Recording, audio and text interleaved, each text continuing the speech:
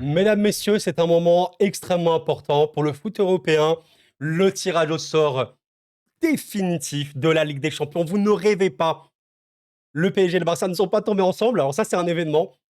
Mais regardez-moi le choc qu'il y a. Oui, mesdames, messieurs. ActuFoot a fait le design. Ouais, ouais.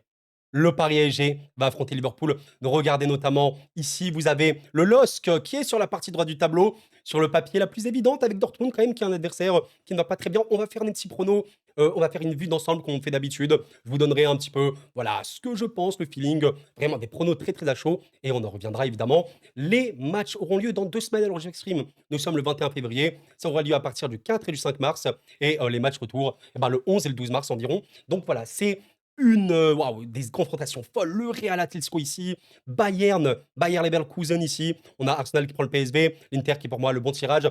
Très très chaud. Je considère quand même que la partie droite du tableau est bonne. Le Barça a quand même pour moi un vrai boulevard pour aller loin. On va en parler tranquillement. Je vous propose de faire ça. Allez, sous forme de tier list, je me suis dit, allez, pourquoi pas faire le mec qui est un peu fumé, hein. Des pourcentages à chaque fois, entre 0 et 99%. On fait pas 100% parce que le 100% n'existe pas en football, vous le savez très bien. Et voilà, je vous propose de commencer directement. Allez, on rentre directement dans le vif du sujet. On commence par PSG Liverpool. Ce sera vraiment des previews rapides, hein, les gars. On va pas faire une vidéo d'une heure non plus.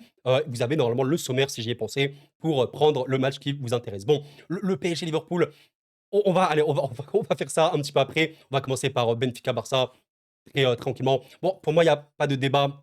Alors on va me dire, ouais, je surcote peut-être un petit peu le Barça du quoi. Mais honnêtement, je pense même pas les surcoter ou quoi. Simplement, là, oui, je vais mettre un écart assez extrême, hein, volontairement. Alors, dans les faits, c'est peut-être pas du 95-5, comprenez bien, là, c'est juste un jeu. Voilà, dans l'absolu, on est peut-être sur du 80, 20 Barça, 85. Mais bon, j'ai vu un Benfica assez en difficulté, honnêtement, contre Monaco, notamment, même dans cette phase de groupe. Alors, ce qui est très, très drôle, c'est que le Barça et Benfica se sont affrontés, hein. C'est ça qui est assez drôle dans un match qui n'avait pas de sens, avec beaucoup d'erreurs des deux côtés, notamment du côté du Barça. Le Barça aura quand même gagné en toute fin de match. Donc Benfica a cette qualité offensive, mais c'est une équipe qui prend beaucoup de buts, hein.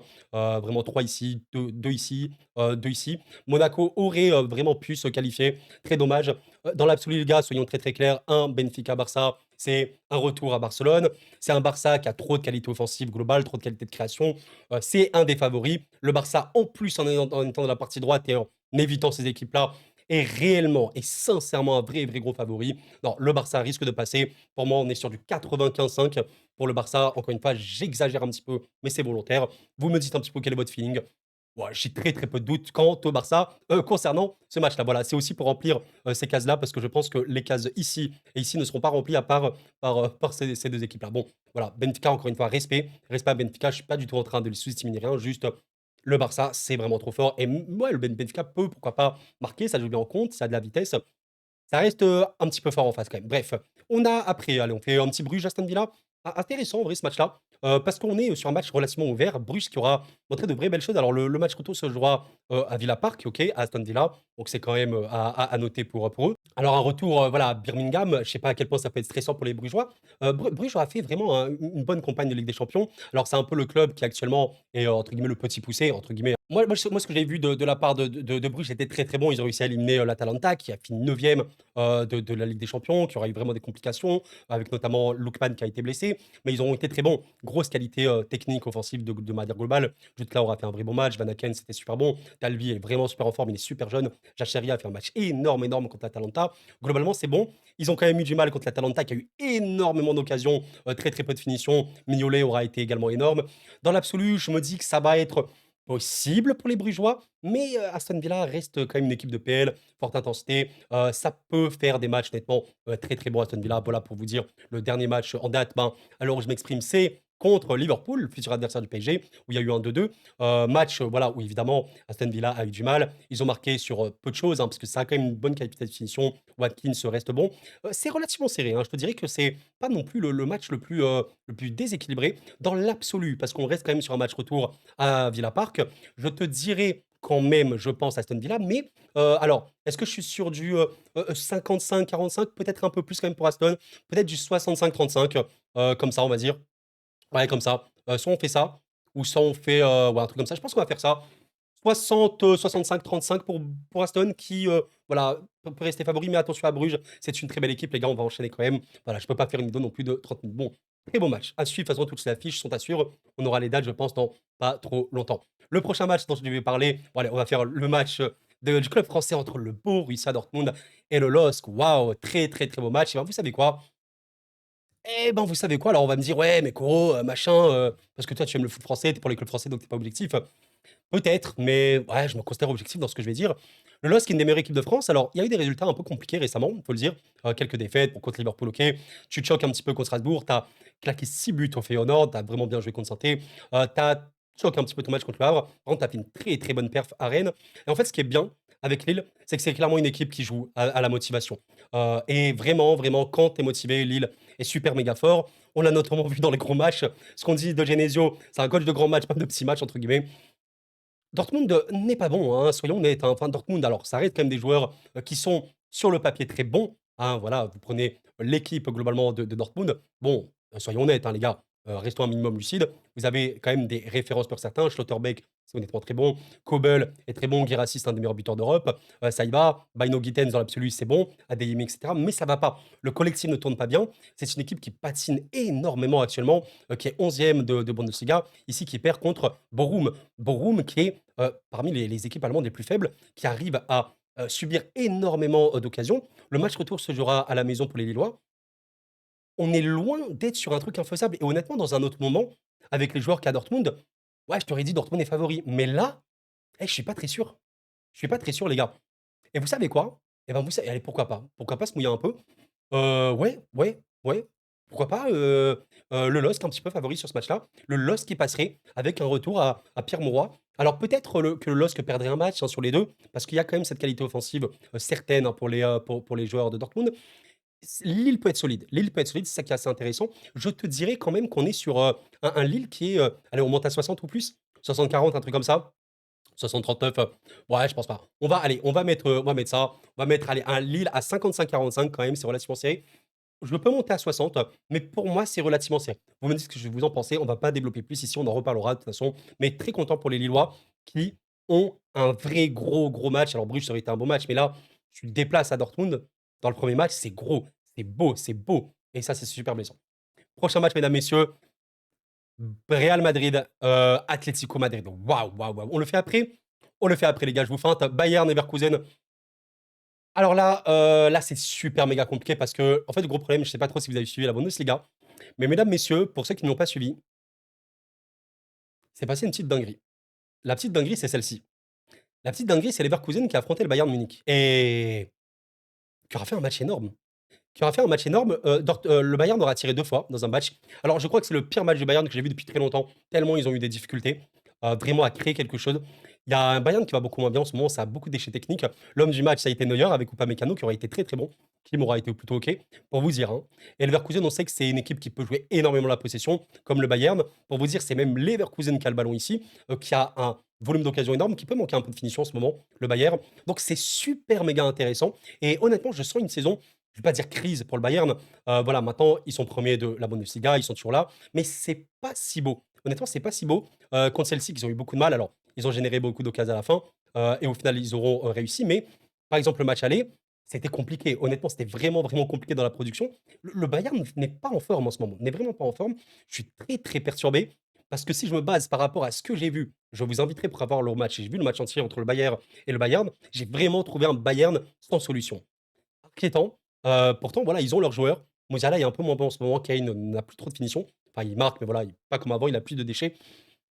C'est compliqué, et pourquoi pas, hein, directement, une petite dinguerie. Allez, pourquoi pas, imaginez un Bayern un petit peu favori. Le match retour, il sera à la maison pour eux. Ils ont aussi cette volonté, je pense, de vouloir taper le Bayern. Le Bayern est prenable en ce moment. C'est plus le Bayern du début de saison. Après, voilà, on connaît le contexte historique, on connaît peut-être le complexe aussi entre deux clubs d'un même pays. On connaît le poids du Bayern Munich en Ligue des Champions, même si évidemment le Bayern a déjà été éliminé en huitième de finale. À l'instant T, j'ai l'impression que le Bayer Leverkusen est un meilleur collectif, mais que le Bayern peut avoir ce détail-là des grandes équipes dans les grands moments. Donc, dans l'absolu, je vais te dire, aujourd'hui, ouais, pourquoi pas, allez, Bah, c'est assez serré quand même, un 55-45. Mais en vrai, je serais plutôt sur un truc comme ça limite, hein. Plutôt sur un truc, aller en mode 60, 65-35 environ, comme ça. Mais on va quand même dire, voilà, quelque chose comme ça. C'est relativement serré et je mettrais quand même, voilà, un petit attention sur le Bayer Leverkusen qui peut vraiment faire, pourquoi pas, une petite, dinguerie. On verra bien. Bref, qu'est-ce qu'on a après? On a, Arsenal, le PSV Eindhoven. Alors, je vais aller, je pense, relativement vite ici parce que le PSV est très bon, soyons très honnêtes et honnêtement, ça peut être la grosse surprise. J'insiste bien, si vous attendez une surprise sur, ce tableau-là, eh ben, PSV, PSV Arsenal peut être la surprise parce que le PSV joue vraiment bien. Honnêtement, ça joue super bien. Alors, il y a eu un vrai gros match, hein, du PSV contre la Juve qui aura mérité sa qualification, sans nul doute, qui aura vraiment généré énormément d'occasions. Ça peut rester friable derrière, honnêtement, le PSV, soyons honnêtes. Mais Lang, énorme match. Perisic a été excellent. Saïbari est super bon, jeune, très bon également. Flamingo a fait un gros match également. Enfin bref, ça joue bien. C'est assez technique, c'est assez mobile, c'est rapide. Il y a de la verticalité. Lang, quand il fait ce genre de match où il dribble énormément, même malgré son déchet, il peut être vraiment énorme. Maintenant, c'est Arsenal et on connaît Arsenal. Alors, c'est pas la meilleure période d'Arsenal, même si, attention, on n'est pas. Je pense que certains peuvent imaginer qu'Arsenal est vraiment éclaté ou quoi. Non, pas, il faut pas abuser non plus. Alors, tu as perdu contre Newcastle en Cup. C'est la Cup, ça peut être différent ou quoi. Assez compliqué où je vois le truc, Arsenal n'avait pas de solution. Peut-être que physiquement, il pêche un petit peu.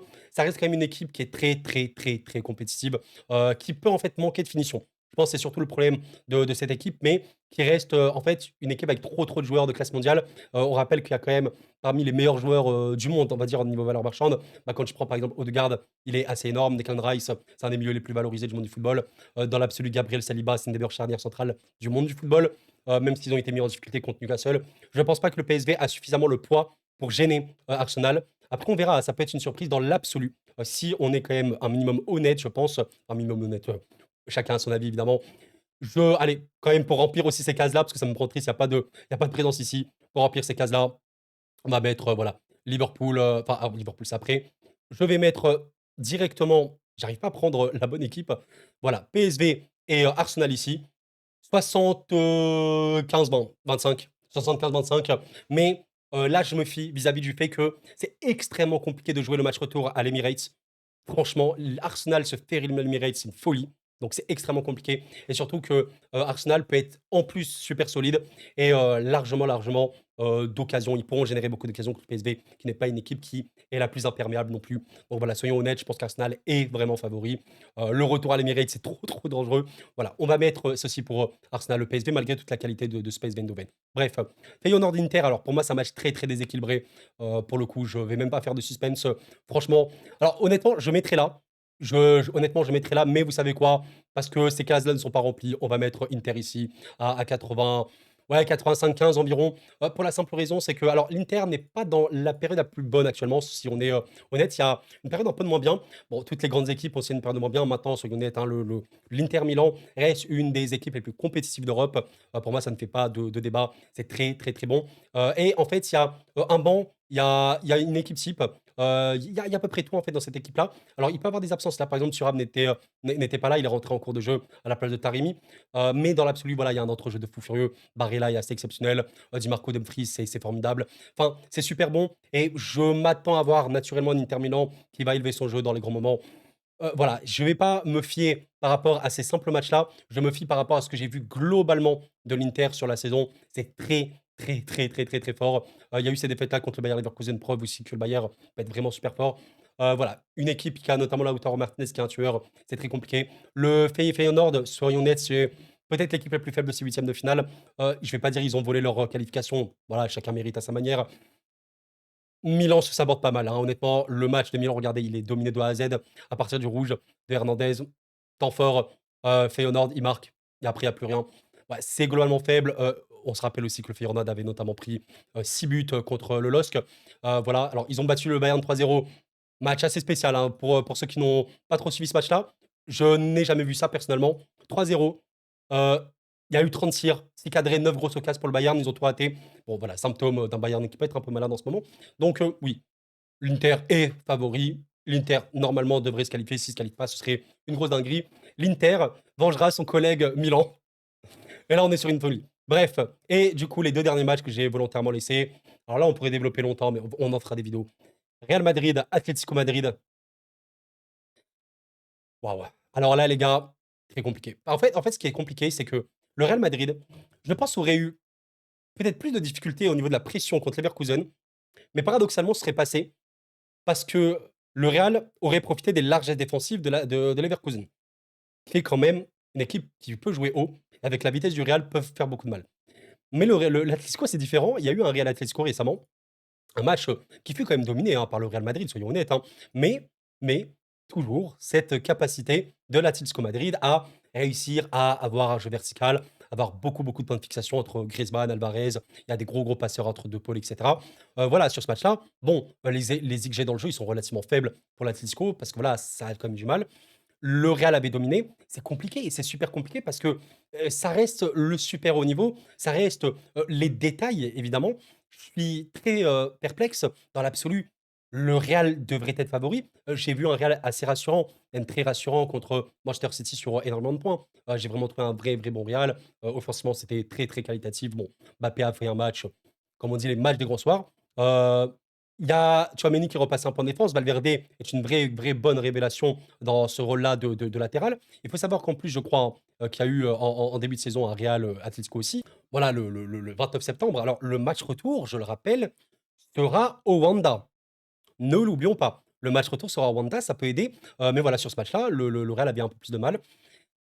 C'est très serré. Honnêtement, c'est très, très serré. Je ne vais pas prolonger trop le prono ou quoi, parce que là, c'est vraiment des réactions à chaud. À l'instant T, je me dis: «Attention au retour Wanda», parce que ça peut vraiment vriller, mais le Real Madrid connaît, l'Atlético, OK? Et le Real Madrid, si tu veux, même l'Atlético connaît le Real évidemment, hein. Le Real Madrid a aussi peut-être ce complexe, enfin l'Atlético a le complexe vis-à-vis du Real, d'avoir été éliminé par eux, notamment en finale. Est-ce que ça peut jouer? Diego Simeone, a été, entraîneur, évidemment de l'Atlético dans ce moment-là. C'est compliqué. Très honnêtement, vous savez, je pense qu'on est sur un truc super serré. Je dirais en vrai, c'est super serré. Je dirais comme ça, peut-être 60-40 pour le Real, mais dans l'absolu, je pense qu'on est vraiment sur un truc comme ça, avec, l'Atlético qui est faut vraiment, vraiment pas scruter cette équipe. L'Atlético est une équipe, qui, comment vous dire? À leur manière, alors je ne dis pas forcément que c'est, le mieux pour eux, mais pardon, chaque dans la gorge. Quand vous prenez par exemple ces 2 matchs-là, Barça-Atlético, 2-1 pour l'Atlético et PSG-Real, Atlético, 2-1 pour l'Atlético. Le Barça et le PSG, regardez le momentum. Le PSG et le Barça dominent extrêmement largement. Extrêmement largement. Mais vraiment, il y a pas de débat. Le PSG et le Barça, sur ces matchs-là, méritent de gagner. Honnêtement, il y a plus d'occasions, plus de créativité. Bon, surtout le Barça qui en a encore plus que le PSG. Mais c'est l'Atlético qui gagne.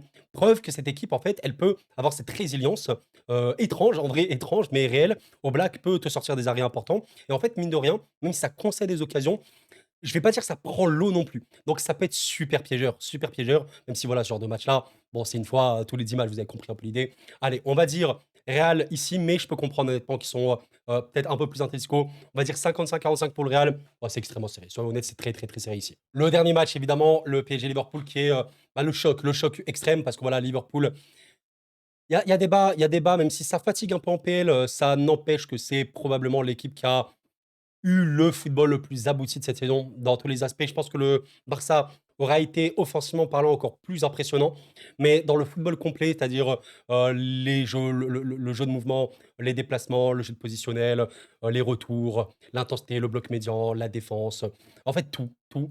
Le Liverpool est probablement l'équipe la plus complète d'Europe. Il y a vraiment une période très faste hein, pour Liverpool. Il y a eu notamment une période en décembre-novembre. Regardez un petit peu ici. Enfin, c'est ridicule. C'est ridicule. Regardez, à part cette défaite contre Tottenham, assez spéciale en plus la défaite, que des victoires, des gros, gros scores. Ridicule. Mais regardez le nombre de victoires. Alors, comme le PSG, effectivement, c'est énorme. 6-3, machin, enfin bref, 5-0. C'est énorme, c'est vraiment, vraiment énorme. Il y a eu dans des gros matchs, notamment Newcastle, notamment Manchester, ben, des matchs de Liverpool un peu plus compliqués, on va dire. Une défaite en Cup, bon, ça fait beaucoup tourner. Une défaite contre le PSV, il avait fait également beaucoup tourner. Une autre défaite en Cup, ça avait fait énormément tourner. Donc, peut-être un banc de Liverpool, j'allais dire moins qualitatif, bon, voilà, qui peut peut-être un peu moins faire de différence. Ils ont battu notamment Bournemouth, qui n'avait pas perdu depuis très, très longtemps. Donc, c'est très, très intéressant de voir cette équipe. Mais ouais, comme me l'a dit notamment un supporter de Liverpool de la chaîne, salut à toi, tu passes par là, tu t'appelles 2005, un truc comme ça. Liverpool est un peu plus fatigué en ce moment, même si voilà, par exemple sur ce genre de match-là où Aston Villa a fait 2-2, Liverpool est globalement plus dangereux, hein, globalement, il y a plus de production, il y a peut-être en fait un peu moins aujourd'hui le côté Rouleau qui était Liverpool. Maintenant, voilà, il reste un Salah. Bon, niveau stats, vous aimez les stats, les gars? Voilà, c'est ridicule. C'est ridicule. 24 buts, 15 passes en première ligue, meilleur championnat du monde du football. En 26, enfin, à l'aide, c'est ridicule. Les stats n'ont pas de sens. Donc, oui, Salah est la menace numéro un. L'entrejeu de Liverpool, très très qualitatif entre Gravenberch et McAllister, c'est très très bon. Vitinha, Neves, c'est également excellent, je suis d'accord avec vous. Szoboszlai peut être énormissime. Peut-être ce qui peut un peu gêner Liverpool, et c'est une vérité, mine de rien, Salah. C'est Salah qui est exceptionnel, qui va énormément contribuer à la réussite offensive de son équipe. Parce que Jota, Szoboszlai, Jones notamment, ou même, etc., de joueurs Luis Diaz, ça joue super bien. C'est super fort. Mais peut-être que ça, je vais pas dire que ça dépend de ça là, c'est pas le terme, on en reviendra, on en reparlera, on fera de l'analyse avec des images, mais disons que, tu contiens ça là, c'est moins bon. C'est moins bon et on l'a vu, hein, il y avait vraiment un match de Liverpool, récemment notamment, où c'était un peu plus compliqué. Tu prends cet Everton, Liverpool, je sais pas si vous l'avez vu, c'était pas un bon match. Honnêtement, c'était pas un bon match de Liverpool qui a vraiment eu, beaucoup de matchs d'exister. Bon voilà, on verra, ça va être, très, très intéressant. Tout ce que je peux dire vis-à-vis du Paris Saint-Germain, bah, voilà, même si, je sais que certains n'aiment pas trop entendre ça. J'essaie d'être objectif, les gars. Le PSG en 2025, en 2025. 2025. J'ai pas dit octobre 2024, j'ai pas dit novembre, j'ai dit en 2025, ok? En 2025, ok? Donc voilà, depuis cette période-là, le PSG est une des équipes les plus en forme d'Europe.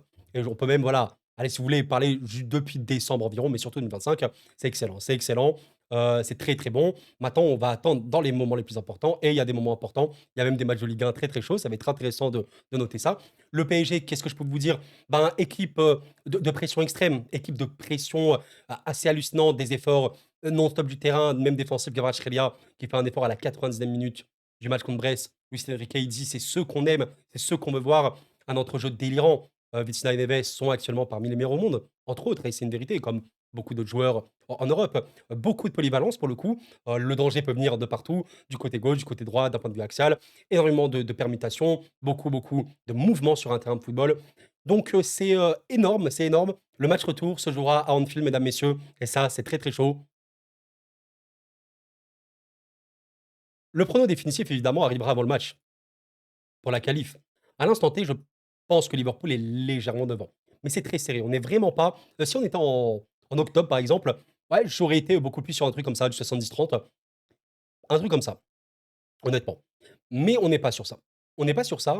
On est sur, pour moi, quelque chose de beaucoup plus sérieux aujourd'hui. Et pourquoi pas, ouais, du 55-45, un truc comme ça. Vous me dites, hein, si jamais on a le droit de ne pas être d'accord. Est-ce que je pourrais monter un petit peu plus? Ouais, peut-être à 60-40 comme ça. Ouais, je pense qu'on est sur quelque chose comme ça parce qu'en vérité, le PSG pourrait mettre une vraie, vraie pression à Liverpool, comme ils en ont rarement eu même en première ligue.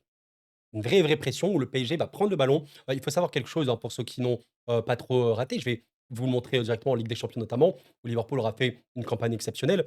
Équipe, vous regardez, hein, sur FotMob, il y a plein, plein de stats. Possession moyenne, bon, bah, c'est très, très simple. Liverpool, voilà, c'est la 9e équipe de la possession en Ligue des Champions. Liverpool, ce n'est pas une équipe qui est non plus, omnibulée par la possession. J'insiste là-dessus, ils peuvent l'avoir, hein, honnêtement, même en première ligue. Voilà, ils sont quand même à 57, mais c'est pas, je pense, purement et simplement ceci. Alors que le PSG, c'est vraiment possession, possession, possession, même si voilà, il faut être honnête, ces derniers temps, le PSG, c'est quand même une équipe qui lâche un peu plus le jeu, entre guillemets. C'est pas forcément volontaire, mais disons que, par exemple, Brest ici a eu un petit peu le ballon, notamment en seconde période, voilà, 35. Euh, le PSG va plus dans la verticalité, comme Liverpool peut l'avoir. Très très vertical, c'est un jeu très très direct, donc c'est bien pour le PSG qui a quand même changé vis-à-vis de ça, alors qu'il y a quelques mois c'était possession seulement, pas de prise de risque dans le jeu, et donc c'était différent. Le PSG peut se qualifier totalement. Le match retour à Anfield est très, très chaud. Soyons honnêtes, on pourrait avoir un scénario victoire au Parc des Princes, défaite à Anfield, élimination parisienne. On pourrait avoir un match, tir au but. On verra bien ce que ça va donner. De toute façon, les gars, là, à chaud comme ça, je te dirais que Liverpool a un léger avantage, mais c'est loin, loin d'être infaisable. On verra bien. Est-ce que Liverpool aussi peut s'occuper de la Première Ligue? Très focus Première Ligue, forcément, c'est aussi la priorité des clubs anglais. Ça va être intense, ça va être fou, ça va être chaud. Mesdames, messieurs, c'est la Ligue des Champions. Et bien voilà, pour mes petits pronos, voilà, chaud, vraiment mes réactions, mais ce que je vois un maximum pour tous ces matchs-là. N'hésitez pas à laisser un petit like avant de partir, les gars. Merci infiniment pour votre soutien. Je remercie également les personnes qui ont pu être en live. Et voilà, pensez à abonnement si vous voulez vivre avec nous tous aussi. Qu'est-ce que vous en pensez de tout ça? Vous êtes d'accord? Vous n'êtes pas d'accord? Globalement, ouais, des matchs pour moi assez serrés sur ces eaux-là. J'aurais pu peut-être me mouiller un petit peu et mettre, allez, par exemple, un truc comme ça. Allez, voilà. Pourquoi pas même un PSG devant, si vous voulez. Des trucs comme ça. Un LOSC ici. Bon, voilà. Dans l'absolu, c'est juste des petits. Le but, c'est aussi de parler de parler de ce match-là très, très tranquillement. Et voilà, je suis extrêmement hypé. Mesdames, messieurs, rendez-vous dans 2 semaines pour les matchs aller et dans 3 semaines pour les matchs retour. Et d'ici là, portez-vous bien, c'était Koro. Et la paix sur vous.